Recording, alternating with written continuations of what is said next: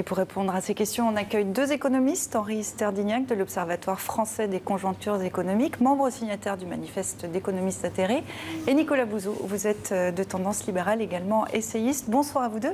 Merci d'être venus en plateau ce soir. Il y a une première question, je crois qu'il est évidente que tout le monde se pose, c'est est-ce qu'il y a une grande crise économique mondiale qui s'annonce avec cette épidémie de coronavirus ? Oui, bien sûr, on a un choc imprévu qui a des conséquences multiples. Il y a une rupture des chaînes de production à partir de la Chine. On a des problèmes d'offres qui vont apparaître dans tous les pays. Quand on dit aux gens de rester chez eux, ça désorganise les entreprises. On a un problème de demande avec le tourisme, avec l'aviation. On a la chute de la bourse. Donc tout ça, c'est un choc important qui aura obligatoirement des répercussions. Même constat pour vous ? Oui, le choc, il est important. Il y a deux scénarios. En fait, tout dépend vraiment du profil de l'épidémie, en réalité. C'est-à-dire qu'aujourd'hui, on est dans un scénario avec une épidémie qui commence à refluer en Chine. On peut se dire que ça va refluer dans les autres pays d'ici 2 à 3 mois, auquel cas on aura eu un choc économique fort, très fort, avec peut-être des pays en récession, mais avec une perspective de reprise au second semestre. Donc ça, c'est le premier scénario. Deuxième scénario, c'est une épidémie qui se prolonge, peut-être qui redémarre en Chine, avec là des effets de contagion au secteur financier, et là quelque chose de beaucoup plus durable. Je suis à l'heure actuelle plutôt dans le premier scénario, mais le premier scénario est déjà un scénario sérieux, qui appelle des mesures de politique économique précises et sérieuses. Vous parliez du secteur financier, on va tout de suite se pencher là-dessus, puisqu'on l'a vu, deuxième semaine, les marchés ont assumé le choc, les marchés financiers ont à nouveau dégringolé. On voit cela avec Maëva de Froyenne. Tradition oblige, la bourse de New York ferme sous les applaudissements, et ce, malgré la dégringolade des indices boursiers. Conséquence directe de l'épidémie de coronavirus, le nombre de malades augmente. La bourse, elle, n'en finit pas de chuter. Les manœuvres sont brutales, certes. Est-ce que cela reflète une certaine panique ? Cela ne fait aucun doute. Est-ce que cela finira par se calmer ? Oui, quand on aura toutes les informations. Le marché peut s'adapter à tout, à condition qu'il y ait de la clarté, de la transparence et de l'honnêteté. Et je ne pense pas que ce soit le cas. Un affolement qui a touché toutes les places boursières encore cette semaine. De Tokyo à New York, en passant par Londres, les pertes avoisinent les 3% et même plus de 4% à Paris à la clôture vendredi. Les banques centrales à travers le monde ont assuré pouvoir atténuer les conséquences économiques de l'épidémie. Mais les effets du ralentissement commencent à se faire sentir. Les prix du baril de brut ont chuté jusqu'à 10% ce vendredi. Jeudi, les ministres de l'OPEP ont recommandé une réduction de la production de pétrole, offre refusée par la Russie. Nous avons ajourné cette réunion, mais les consultations se poursuivent. Nous avons quelques problèmes épineux, mais la norme ici est d'avoir tout le monde à bord, à l'unanimité. L'OPEP proposait une baisse de production de 1,5 million de barils supplémentaires par jour jusqu'à la fin de l'année. Mais cet échec menace d'accentuer la déroute des cours. Alors, les bourses s'affolent, mais on sait aussi qu'elles peuvent très vite retomber sur leurs pattes. Est-ce que c'est un soubresaut, un simple soubresaut, ce qui se passe ? La bourse enregistre l'incertitude, le choc, c'est normal. Non seulement elle l'enregistre, mais elle l'accentue. Donc on a une chute de la bourse de l'ordre de 15% par rapport au début de l'année. Bon, c'est pas tragique, sachant que la bourse a monté de 15% l'année dernière. Donc c'est pas le phénomène important. Le phénomène important, c'est, je le répète, le phénomène de le risque sur l'économie réelle. Le manque de produits éventuellement, tout ce qui va se passer au niveau des chaînes d'approvisionnement, beaucoup plus que ces phénomènes boursiers qui sont que de l'écume sur les vagues. Alors on va y venir. Le coronavirus met l'économie mondiale en danger, avertit l'OCDE, l'Organisation de coopération et de développement économique. Croissance inférieure en 2020 par rapport à 2019, s'inquiète le Fonds monétaire international. Mais est-ce qu'on peut en réalité déjà estimer les conséquences de cette épidémie sur le plan économique, ou c'est trop tôt pour le faire ? Je vous l'ai dit, c'est trop tôt dans la mesure où ça dépend de l'épidémie en elle-même. Ce qu'on sait à ce stade, c'est que... Mais là, l'OCDE avance déjà des chiffres. Alors oui, non, mais je vais vous dire, dire, ce qu'on sait à ce stade, c'est qu'au premier trimestre, on aura une récession très forte en Chine, très forte, de l'ordre de moins 5% par rapport au dernier trimestre de l'année 2019.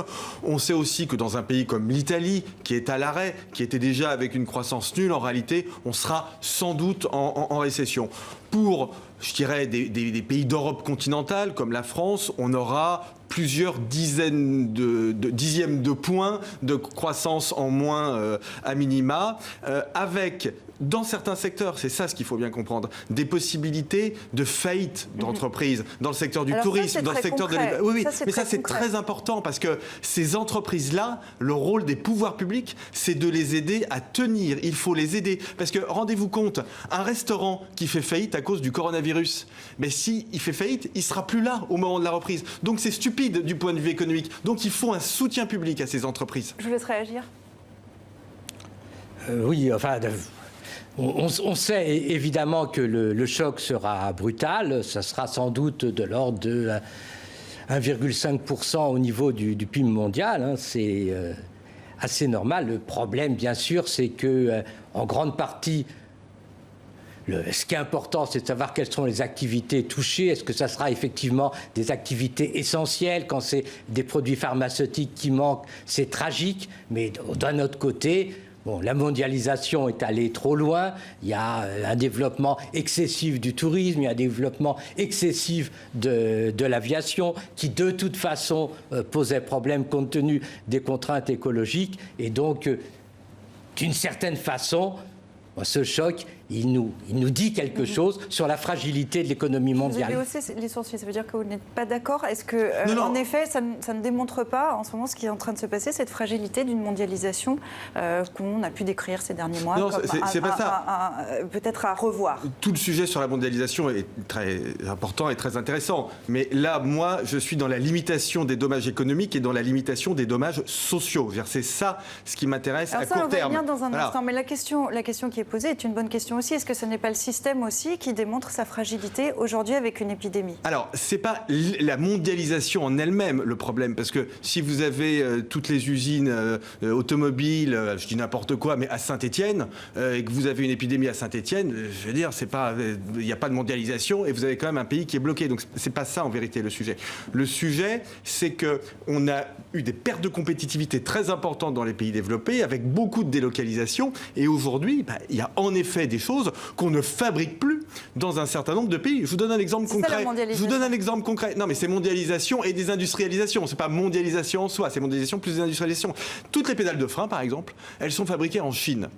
Si les usines de pédales de frein en Chine ne repartent pas, ça veut dire que dans 3 ou 4 mois, il n'y aura plus de voitures qui sortiront des usines françaises ou des usines allemandes. Donc c'est pas la mondialisation en soi, c'est le fait que nous, pays occidentaux, nous avons perdu à la mondialisation. Non, mais ça prouve tout simplement que nous avons une économie qui est beaucoup trop fragile. Ça ne tiendra pas à moyen terme. Naturellement, il y a cette épidémie qui on peut dire c'est un épiphénomène. Bon, mais il y a également les contraintes écologiques. Et donc tout ça, ça nous amène à dire, attention, il faut d'une certaine façon relocaliser. Il ne faut pas tenir compte simplement de la compétitivité à court terme. Il faut tenir compte des risques qu'on voit dans des situations comme celle-là. Et donc, bien sûr, il va falloir soutenir les entreprises. Mais en même temps, il faut bien dire aux entreprises, attention, tenez compte de la nouvelle situation. C'est l'occasion de démondialiser, selon vous ?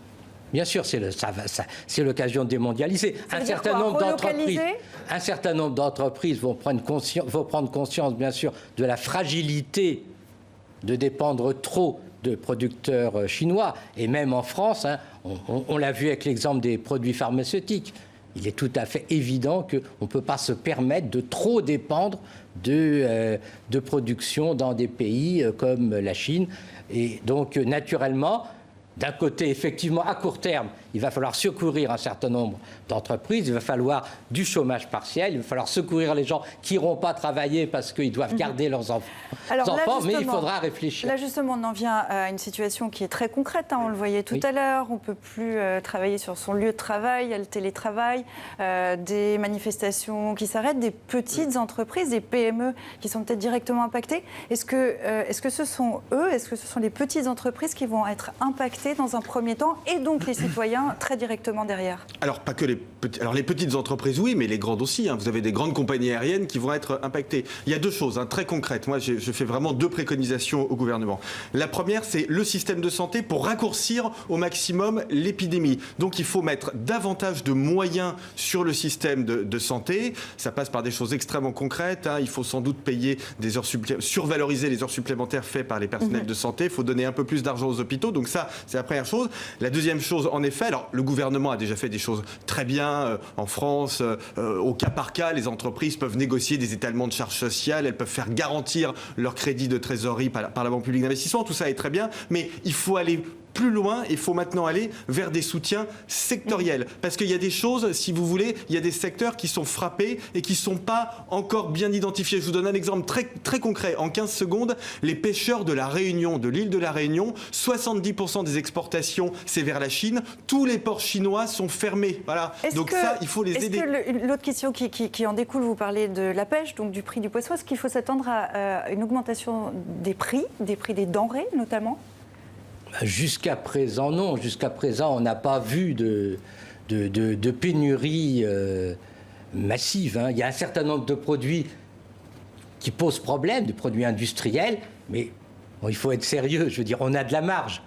Éventuellement, vous ne pourrez pas changer votre voiture, mais vous aurez 3 mois de retard, ce n'est pas tragique. Vous ne pourrez pas changer votre iPhone, ce n'est pas tragique non plus. Le problème, c'est que d'une certaine façon, on va avoir des problèmes d'offres. Si dans un grand nombre de départements, on dit aux gens « restez chez vous pour vous occuper des enfants », ça veut dire qu'un certain nombre d'entreprises vont être privées de personnel. Ça veut dire qu'il faut d'une certaine... peut-être des risques de chômage, perte d'emploi, c'est là que vous voyez le principal risque à l'heure actuelle. Et puis, il y a surtout aussi des risques de pénurie au niveau des entreprises si effectivement les gens ne peuvent pas aller travailler. Donc, il faut s'organiser, dire dans un couple, peut-être que monsieur, c'est pas indispensable qu'il aille travailler, il peut faire du télétravail, mais par contre, madame, elle est indispensable. Donc, il y a toute une organisation quasi de mobilisation qu'il faut faire. Et c'est très important. Individuelle. Dernière question, vraiment, au niveau des entreprises. Vraiment individuelle des entreprises. D'un mot, et je vous passerai la parole à l'un et à l'autre, vous avez, dit ce qu'il faudrait préconiser. Est-ce que les États font bien leur travail à l'heure actuelle? Oui, les États font bien leur travail. Au niveau mondial. Au niveau mondial, mais attention, je le répète, la crise est quand même... Voilà, l'impact est fort. Donc il faut prendre ça très au sérieux. Même question pour vous et pour terminer rapidement. Oui, bien sûr. Les États font ce qu'ils peuvent. Les banques centrales européennes, les banques centrales ont dit clairement qu'elles vont soutenir, et les États ont dit clairement, voilà, on fera de la politique budgétaire, on va oublier les critères et on va aider à la fois les entreprises et les gens. Mais voilà, il faut s'organiser, il faut se mobiliser. Et on verra donc combien dure cette épidémie, parce que je pense que ça va aussi changer pas mal de paramètres. Merci à vous deux d'être venus dans 64 minutes.